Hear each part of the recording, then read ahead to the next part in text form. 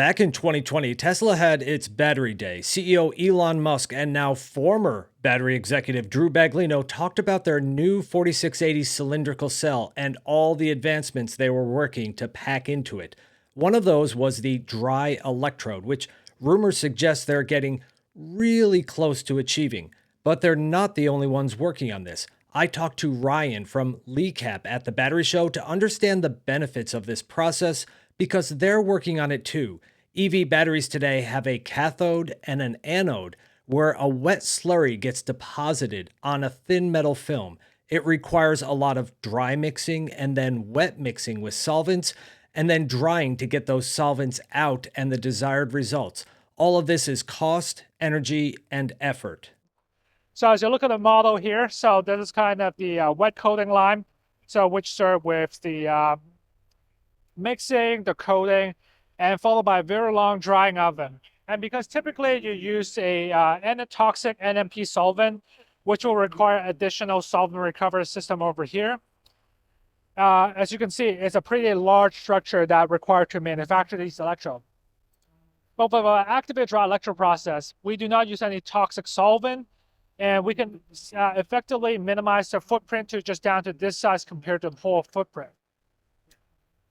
And currently we were able to manufacture both cathode and anode. So you can see here both freestanding electrode of NMC and graphite, which are very common in the current EV industry.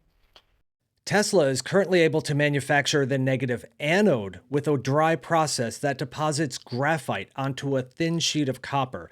Duplicating that same process of putting cathode material like nickel, cobalt, manganese onto a thin sheet of aluminum has proven to be more difficult, but it's gonna happen. So one of the key driver of the activated dry electrode is the cost saving. So as I mentioned earlier, there's a very long drying oven. This is quite energy intensive, as well as a solvent recovery system, which uses a lot of energy.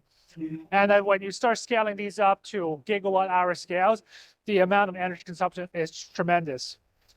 By switching to a dry electrode process, it's effectively remove all of these processes, and we estimate that we can reduce close to 70% of the energy consumption as well as the carbon footprint and 65% of the manufacturing footprint. So we first create from powder to a film that is essentially just the active material, and then we will laminate in the current collector. So that way with the freestanding film, it gives us the flexibility of what we call direct recycling. If these freestanding film were to be out of spec, we could directly recycle it back to the beginning of the process, which is also significant when it comes to gigawatt hour scale, which we could significantly reduce scrap rate at from 5%, maybe all the way down to less than 1% scrap rate on the electrode. LiCAP is a startup based in Sacramento, which I guess is home to the Oakland A's now?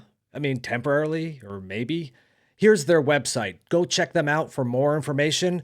I learned some things. I hope you did too. And thanks for watching.